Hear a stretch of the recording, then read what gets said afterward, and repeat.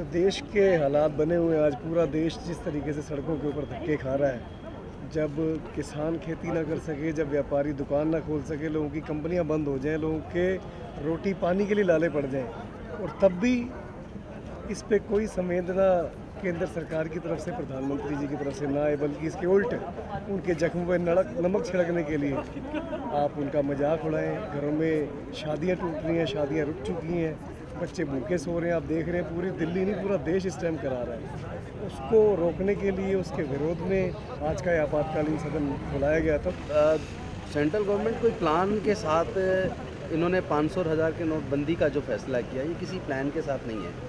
उसमें करप्शन को ख़त्म करने का कोई प्लान नज़र नहीं आता, बल्कि इसमें ऐसा लगता है जैसे आम आदमी को बहुत बुरी तरीके से संकट में डाल दिया है। एक तरफ तो जिनकी बच्चियों की शादी है वो लोग बेहद परेशान है कि अब शादी के लिए पैसा कहाँ से लाएं।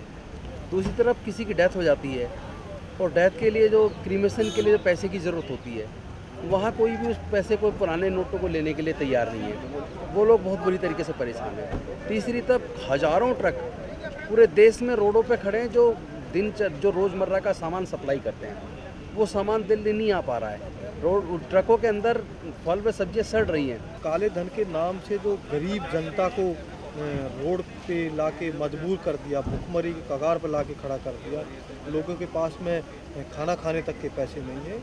और जो एक बड़ा खुलासा हुआ यहाँ माननीय मुख्यमंत्री अरविंद केजरीवाल जी ने जो खुलासा किया, जो भ्रष्टाचार का, जो बड़ी कंपनियों के साथ मोदी जी ने बैकडोर से हाथ मिला रखा, जो पैसे का जो लेन देन है इनका, वो जो सामने आया है, वो एक अलग ही तरह की घटना हुई। और इससे कि दोस्त के अंदर एक मैसेज एक होना चाहिए कि आप लोगों को ये जो तुगलकी जो फरमान जो लेके आए, इसको वापस लिया जाए। आदित्य बिरला कंपनी के लोगों ने गुजरात के सीएम को फ़ायदा पहुंचाया था, कैसे और कंपनियों को फ़ायदा पहुंचाया गया।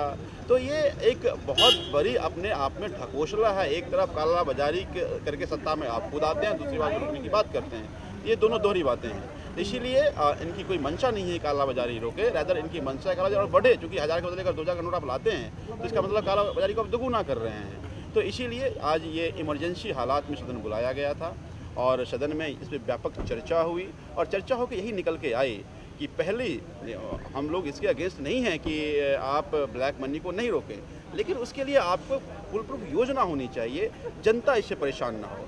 तो यही माननीय मुख्यमंत्री जी ने कहा और बाकी सदस्यों ने भी कहा कि ये निर्णय लिया जा सके कि जो डिसीजन लिया गया है इस तरीके से डिमोनेटाइजेशन का, वो सही लिया गया है, गलत लिया गया है, जनता पर उसका क्या प्रभाव पड़ रहा है, वो शेयर करना, जनता के दर्द को शेयर करना, उसके साथ में जुड़ना और किस तरीके से उसमें हेल्प की जा सकती है, क्या किया जा सकता है, और सबने मिलके एक राष्ट्रपति जी से अपील करना कि इस डिसीजन को वापस लिया जाए, ये एक निष्कर्ष निकला। ऐसा लग रहा है कि आने वाले समय में बहुत बड़ा संकट जनता के सामने केंद्रीय सरकार ने खड़ा कर दिया है। और इस आज के स्पेशल सेशन के माध्यम से वो सारी बातें इंगित की हैं, और इसको साथ ही साथ जो रिजोल्यूशन सीएम साहब लेके आए हैं वो बहुत ज़रूरी था, और इससे पूरे देश में संदेश जाएगा। साथ ही साथ जो माननीय उपराष्ट्रपति जी महामहिम से जो रिक्वेस्ट की है कि जो जिस तरह के आरोप ऑन रिकॉर्ड मिले हैं 2013 की जांच में, उन जांच के ऊपर सुप्रीम कोर्ट की कमेटी बना के जांच करवाई जानी चाहिए, क्योंकि there is rule of law in India, nobody is about the law. चाहे वो राष्ट्रपति, प्रधानमंत्री हैं, आम आदमी हैं, कानून सबके ऊपर है।